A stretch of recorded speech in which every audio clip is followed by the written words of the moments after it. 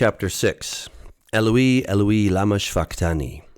Mark 15:34 records some of the last words of Jesus as he was on the cross. They've been used to support the claim that Jesus spoke Aramaic and not Hebrew. And at the 9th hour, Jesus cried out with a loud voice, saying, Eloi, Eloi, Lama Sabachthani, which is translated, my God, why have you forsaken me? These words closely parallel the words in Psalm 22:1, in both the original Hebrew and in the Aramaic Targumim, though his words as recorded in Mark 15:34 match neither exactly. Many scholars have glossed over this utterance as Aramaic without even really taking the time to see if it is indeed. Table 3, the following page, lists Jesus' phrase according to Mark and Matthew, and then gives a text from Psalm 22:1 in the Hebrew original, the Targum Aramaic, and then the Christian Syriac version, Syriac and Aramaic, are basically the same. Notice that none of the aforementioned texts is exactly the same. Matthew's version is exactly the same for the first three words, Eli, Eli, Lama, but then differs with Sabachthani. The Targum of Psalm 22:1 has Sabachthani, like in Mark and Matthew, but then differs on the following Eli, Elahi, instead of Eli, Eli, and Metulma instead of Lama. While these are similar in meaning, it must be conceded that they are significantly different to merit investigation. The Syriac version is the closest, but again, it is not an exact match since Lama is written Lamna. It must not be overlooked, however, that the Syriac version was written as a translation to the New Testament and thus cannot be used conclusively to prove one way or the other the exact words of Jesus. The rest of the table lists the different ways of saying God in Hebrew and Aramaic. Eloi. We have some interesting evidence in the New Testament, given that the original words of Jesus have been recorded by two of his disciples, Matthew and Mark, according to early church tradition. Mark received his gospel from the testimony of Peter. It is interesting to note that Matthew's version is slightly different from Mark's. Matthew records in 27:46 that Jesus said, Eli, Eli, Lama Sabachthani, resembling Psalm 22:1. In Hebrew, Eli, Eli, Lama Azavtani, while Mark's account says Eloi, Eloi. I believe that we can safely assume that Jesus did not say it one way for Matthew and another for the writer of Mark while on the cross. Matthew's version, Eli, Eli, is what we would expect in Hebrew or even in Aramaic. Eloi, however, is a mystery. Which way he said it has to do with the issue of transliteration and will be answered in the course of our search. We know that Eloi means due to the convenient translation in the text, that is, my God. The question, of course, is whether it is Hebrew or Aramaic. The truth is, as such, it is neither Hebrew nor Aramaic. While it is close to the form of Elohim, it falls short. Its form is not found even once in the Hebrew Bible, and since Elohim is such a common word, not finding it there forces us to conclude that it is not Hebrew. However, it is not Aramaic either. If Eloi were Aramaic, as is assumed, why don't we see at least one example of its use in the Old Testament, since in both Daniel 4:5 and 6:22, which were plainly written in Aramaic, the words, my God, are not Eloi, but Elahi. The form spoken by Jesus as recorded in Mark is conspicuously absent. Furthermore, the Targumim translate my God as Elahi, just as the Aramaic does from the time of Daniel. Targum Psalm 22:1 has Eli, Elahi. Moreover, the Syriac Aramaic version of the New Testament, written about 200 AD, actually translates the Greek text of Mark 15:34, my God, o Theos mu, as Elahi and not Eloi. Apparently, the Aramaic speakers didn't consider it to be Aramaic either, since they wrote Elahi. Considering that this text was written after the time of Jesus, just further serves to demonstrate that Eloi is not Aramaic. If Eloi is neither Hebrew nor Aramaic, then what is it? There are three ways to say God in Hebrew. Elohim, 2,605 times, used only in Hebrew, used most of the time to refer to God, the God of Israel. El, 242 times, both Hebrew and Aramaic, more often used of foreign gods, though nevertheless used in reference to the true God of Israel. And Eloah, 56 times, used only in Hebrew text, primarily in Job. All of them have a general meaning of mighty one, really just a title which can theoretically be applied to anyone who is mighty. Elohim, like El and Eloah, is the plural form meaning gods.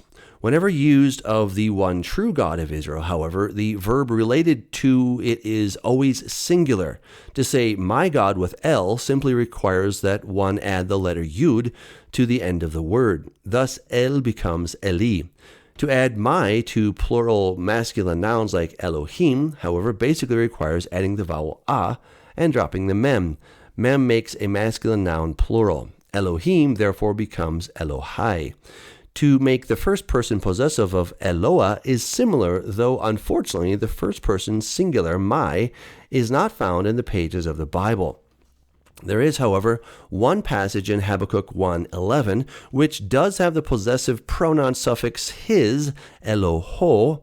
Thus, according to the conventions of Hebrew grammar, the way to say my God would be Elohi, Gallagher Personal Correspondence.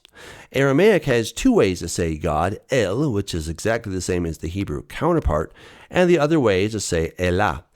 To say my God is Eli and Elahi, similar to the Hebrew forms. Thus, in either Hebrew or Aramaic, we should see one of four forms: Elohai or Elohi, only Hebrew; Eli, both Hebrew and Aramaic; or Elahi, only Aramaic. There are no other possibilities, and Eloi is simply not one of the options. In order to discover which language Jesus spoke, we will limit our discussion to Mark's Eloi, since Eli could be either Hebrew or Aramaic.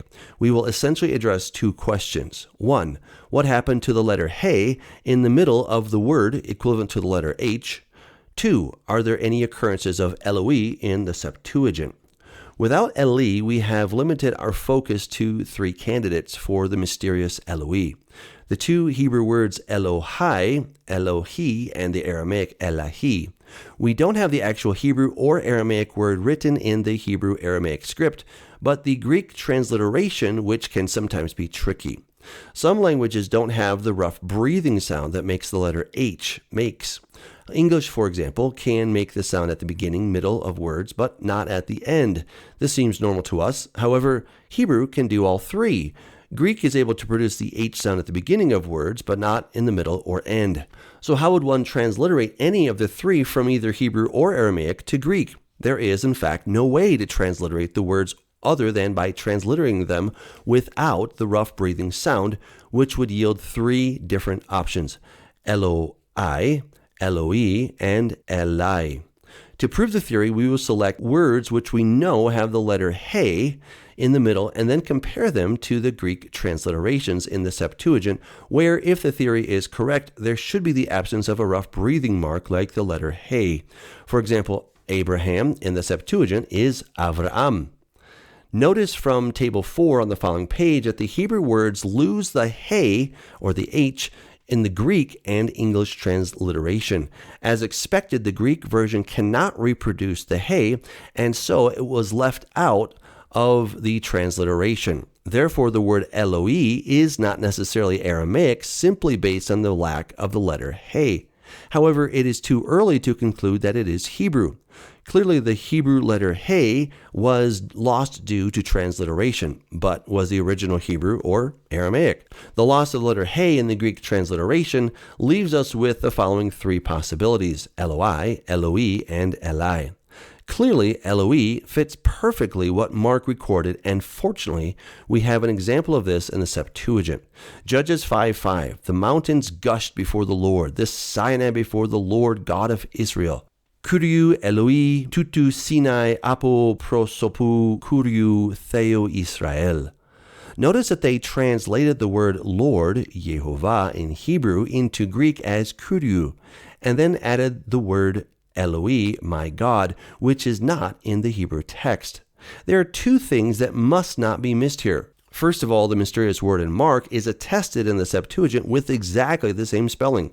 Secondly, the Septuagint was translated into Greek from Hebrew and not Aramaic. Thus, when looking at Mark 15:34, we have solid evidence of how Elohi was transliterated from Hebrew, not Aramaic, into Greek. If Mark had been transliterating from Aramaic, he would probably not have written Eloi with the longer omega, since the Aramaic is distinctly Elahi, and would have better transliterated it as Elai with the letter alpha. In summary, we see that there is no way to actually write the Hebrew Elohai, Elohi, or the Aramaic Elahi except by dropping the letter He. Of the three, Elohi fits perfectly and is attested once in the Septuagint, Eloi, the exact same spelling and meaning as what is in Mark 15:34. Furthermore, if Mark had been transliterating Aramaic, it most likely would have appeared as Eli and not Eloi. Our findings may explain the difference between Mark and Matthew, since Matthew records Eli, Eli, which has the same meaning but does not present any problems of transliteration. Perhaps knowing this, we might conclude that Matthew simply wrote Eli, Eli, and not Eloi, knowing that Greek letters could not reproduce the word Elohi, and since Eli, Eli is how the Hebrew text of Psalm 22 reads. And it would seem that Mark opted to write the specific literal words even though they could not be written exactly in Greek. Lama. Lama, meaning why, is an extremely common word and is used at least 145 times in the Hebrew Old Testament in almost every book. It is seen in every phase in Hebrew, from Proto-Hebrew to Standard Biblical Hebrew to Late Biblical Hebrew, and numerous times in the Mishnah. So we should not be surprised to see it here in Jesus' day as well. The root letters Lamed, Mem, and He are also found in Aramaic, though it should be noted that the vocalization, the vowels, are slightly different than what is recorded in Mark 15:34. The Aramaic word is lemma. It is possible that Mark was transliterating the Aramaic lemma as lama, although we cannot be dogmatic about the issue. He could have more accurately written it with the Greek letter epsilon, if that were the case. However, as the historical sources indicate, it would seem that Mark was simply writing in Hebrew. Moreover, the word lama does not appear in the Aramaic Targum of Psalm 22:1. Even though lemma exists in Aramaic, the translators of this Targum used two words metul ma, also meaning why. Thus, not only does the Hebrew lama fit better than the Aramaic lemma, but even the Targum doesn't use the word. Only the Hebrew text has the word that Jesus used while enduring our sins on the cross. Sabachthani. Sabachthani appears to be a word of Aramaic origin. It means to leave, leave alone, entrust, bequeath, divorce, permit, forgive, abandon, and forsake. It is used a total of 5 times in the Old Testament, all of which are found in the Aramaic portions of Daniel and Ezra. However, given that there was a limited amount of Aramaic influence exerted on the Hebrew language after the return from the Babylonian captivity, we later see the root shabak attested in Jewish writings such as the Jerusalem Talmud, which is where the Mishnah is found.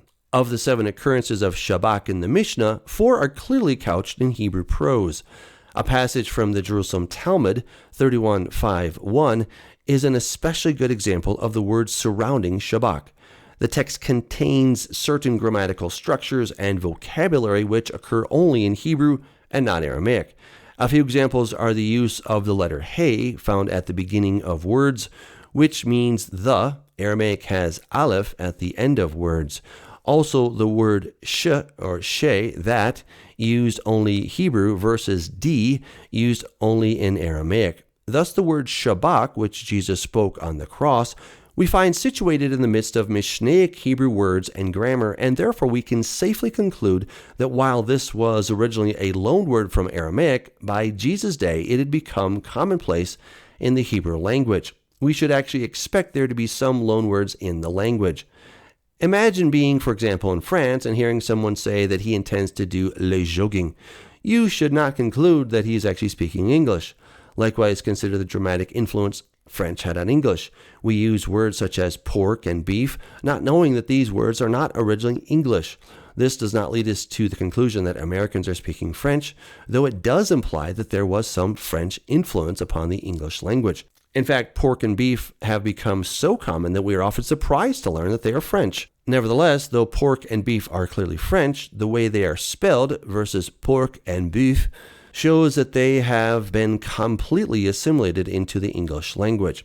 And so it is with Sabachthani. The word seems to have come originally from Aramaic, but was completely assimilated into Mishnaic Hebrew, as attested by its usage in the writings of the Mishnah, which, as pointed out already, was the final stage of ancient Hebrew before its demise around 200 AD. Also, the ending of the word ta-ni is exactly what we would expect in biblical Hebrew. That is, shvakta, you forsook, ni, me.